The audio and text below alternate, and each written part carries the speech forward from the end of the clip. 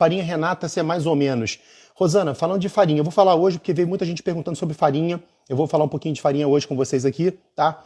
Se a farinha Renata é mais ou menos, olha só. Falando de processo, vou só aproveitar para pegar esse gancho para a gente falar um pouquinho de farinha, tá? O processo que eu utilizei durante o terceiro episódio da maratona, eu utilizei uma farinha de longa fermentação, uma farinha com força, uma farinha com bastante proteína, uma farinha que aguenta uma quantidade de água grande, tá?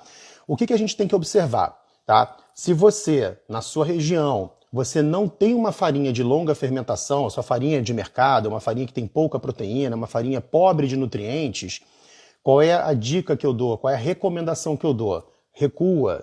Começa com menos quantidade de água. Não avança tanto, né? Acho que a grande observação, a grande sacada é: começa com menos água, sente a farinha, né? Trabalha ela, começa devagar, vai sentindo, vai fazendo, vai dar pão do mesmo jeito. A diferença é que se você começar com muita água, ela não vai aguentar a estrutura, ela não vai suportar aquilo, ela vai virar uma lama. Então você começa com pouca água, você vai ter que fazer aquela anotação. Ó.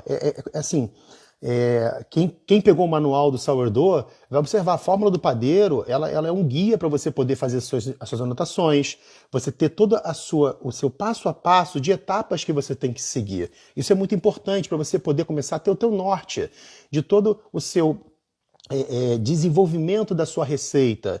Então, independente da farinha que você vai utilizar, você tem que saber, olha, eu tenho uma farinha boa, ela é para longa fermentação, então você sabe que você pode ter um pouquinho mais de recurso com água. Não, minha farinha é uma farinha de mercado, é uma farinha que ela não tem tanta proteína, é uma farinha que não vai aguentar tanto, então tira um pouco mais de água. Não trabalha com 70%, começa com 55%, começa experimentando ela, sabe? E vai vendo até onde ela vai aguentar. E aí, com isso, né, tendo tentativa e no erro, você vai ajustando esses limites dela para aí sim saber qual é o top dela, ok? Via de regra, a farinha de mercado não é uma farinha boa, né? A gente sabe disso. Salvo se alguns mercados premiums que a gente tem nas nossas cidades, eles compram farinhas importadas e revendem elas, e aí você vai conseguir diferenciar. Olha, aqui tem uma farinha premium, uma farinha italiana, uma farinha francesa, e aí você pode comprar ela e talvez arriscar um pouco mais numa hidratação, tá? Mas salvo isso, você tira um pouquinho de água e recua no processo, tá? Então vamos lá, vamos falar de pergunta. Galera encheu de pergunta, eu trouxe todas aqui para a gente poder bater bastante papo, tá? Bom, quanto tempo devo aguardar entre as dobras? Eu já falei isso nas outras lives, vou falar de novo aqui. Normalmente a gente aguarda um período de 30 minutos, tá? É um período que a gente normalmente aguarda para fazer o relaxamento da massa, para a gente poder voltar a estimular toda a parte da malha glutínica dela, né? O desenvolvimento do glúten, incorporação de ar. A dobra é uma etapa muito importante quando a gente está desenvolvendo a massa. A gente bateu ela, a gente não está desenvolvendo todo o glúten na batida, ou se for o caso na sova manual, né? Isso é até uma coisa importante. Quem não tem batedeira, gente, sova na mão. É até uma coisa muito importante isso. Se não tem batedeira, ou a batedeira que você tem em casa não é uma batedeira que aguenta muita porrada para poder, assim, bater uma massa forte, então esquece a batedeira e, ó, vamos sovar na mão. Tem várias formas de a gente sovar na mão. Tem a técnica do slap and fold, você pode ir sovando.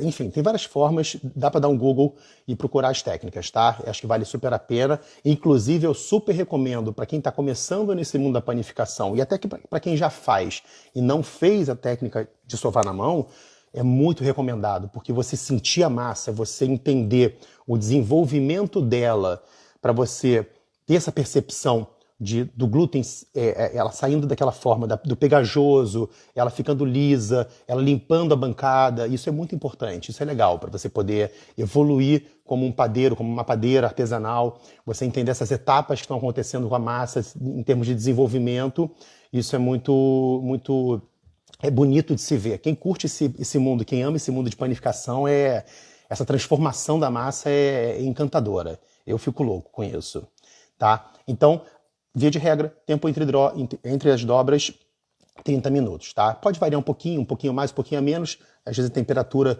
ajuda um pouco ou não. Se tiver um pouquinho mais frio, você pode aguardar mais esse período de dobra. Às vezes está muito quente, você pode encurtar esse período, tá? Vamos lá. Ricardo, se for para comprar um forno de lastro, você compraria um infravermelho ou sem? Desculpa. Bom, vamos lá. Forno de lastro, na panificação, a gente não compra com infravermelho. O forno de lastro com infravermelho normalmente é um forno de pizza, tá? E os fornos de pizza com infravermelho, eles não têm jato de vapor. Então, quando a gente está falando de forno de lastro, no mundo da panificação, não tem infravermelho, tá? É forno de lastro com injeção de vapor e é isso, tá? Ou então, tem gente que compra fornos combinados, speed oven, turbo forno, como os da Rational, por exemplo, que ele tem convecção, né? É um forno tubo e também tem injeção de vapor. Na panificação não é o melhor dos mundos, mas às vezes a pessoa tem um negócio de confeitaria e quer colocar pão também no negócio dela e aproveitar o forno que ela já tem. É uma opção, tá? Vai dar resultado, vai dar pão. Não é o melhor dos mundos, mas dá para fazer. Ricardo, quanto você consegue de margem média nos seus pães? E qual é o preço de custo? Vamos lá. Vamos falar de dois cenários, tá? Cenário de casa e cenário profissional, tá? Quando a gente está trabalhando de casa, o nosso custo operacional, ele, né, é muito menor de quando a gente está num ambiente profissional. Então, assim, quando a gente está em casa, você não tem gasto de funcionário, você não tem gasto de emissão de nota fiscal, você não tem gasto de nada, né? O seu gasto é a tua luz, que já está embutida no teu custo fixo, né?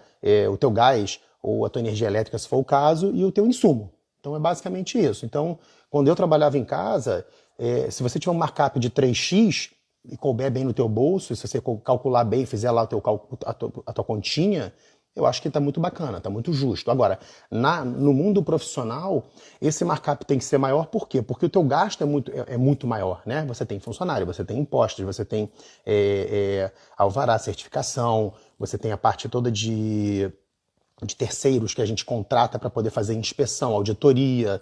Então, assim, você acaba tendo que marcar mais para ganhar basicamente a mesma coisa, tá? Então, assim, é inevitável isso, né? Você acaba tendo que ter uma compensação para poder ter basicamente esse mesmo ajuste.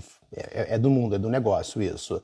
Então, é inerente ao negócio, faz parte, tá? Então, o markup do profissional é um pouquinho maior para compensar esse custo que a gente acaba tendo com impostos, com tudo mais. Né? Para quem trabalha direito, tá? Isso é importante. Tem gente que não trabalha direito, só nega e ganha mais. Mas aí é de cada um. Eu trabalho certinho. Eu durmo tranquilo, eu deito e não tem problema nenhum. Outra coisa sobre a questão do preço de custo, tá? Que é muito importante. O custo está muito atrelado também aos seus insumos. Tá? Então, assim, se você usa insumos de qualidade, o seu custo também é mais elevado. Tá? Então, assim, eu uso insumo de qualidade, eu não poupo nos meus insumos. Então, assim, a minha farinha é de boa qualidade, os meus insumos queijo de boa qualidade, minha azeitona de boa qualidade, minhas nozes são chilenas. Então, assim, eu não poupo no investimento que eu tenho, meus ovos são orgânicos, são de produtores locais, que eu ajudo o meu entorno. Então, assim, toda essa mentalidade de ajudar tudo que está ao meu local, né? Assim, eu começo do centro, eu estou aqui no meu bairro. Então, o que eu puder ajudar no meu entorno, eu vou abrindo, né? Aonde eu vou podendo ajudar. Então, assim, eu tenho meu networking ao redor que eu vou podendo colaborar, eu trabalho nele. Se eu não puder, eu vou abrindo. Mas o que eu puder fazer para valorizar o produtor local, assim como eu, entendeu? Eu faço. Então, assim, o exemplo dos ovos, né? Eu tenho um produtor que aqui é do meu lado, meu vizinho, cria galinha solta, milho não é transgênico, então, assim, eu estou oferecendo para o meu cliente o que é de melhor. Agora, tem um custo em cima disso, né? Então, assim, mas eu estou investindo. Eu sei que eu estou entregando para o meu cliente o melhor. Então, isso está alinhado com a minha filosofia de negócio. Agora, isso também tem um custo, né? Então, e isso tem muito a ver com o teu valor que você agrega da tua imagem e do teu produto. Quando a gente entrega para o cliente e você tem uma mensagem para o seu cliente, isso está totalmente atrelado, tá? Então, assim, eu digo sempre isso. Não engane o seu cliente, porque o cliente vai perceber, tá? O cliente vai perceber. O mercado está aberto, as pessoas conhecem. Hoje não tem como você esconder as coisas das pessoas, tá? O cliente... ele vai no lugar A, vai no lugar B e vai no lugar C. E eles se comentam, eles se falam. Então, assim, olha, eu fui no lugar tal lá e, pô, tava diferente, né? Eu falei, não sei. Aí é de cada um, entendeu? Eu sei o que eu faço. Então, assim, o cliente, o consumidor, graças a Deus, ele está evoluindo. Ele tem noção de que o que ele está comendo, ele está percebendo que existe a diferença do sabor, do paladar, da qualidade das coisas. E então, assim, todo mundo ganha com isso, porque o nível está subindo. Isso é muito bom, tá? Então, é a dica que eu falo em relação ao custo e ao preço das coisas, tá? E é trabalhar com preço justo.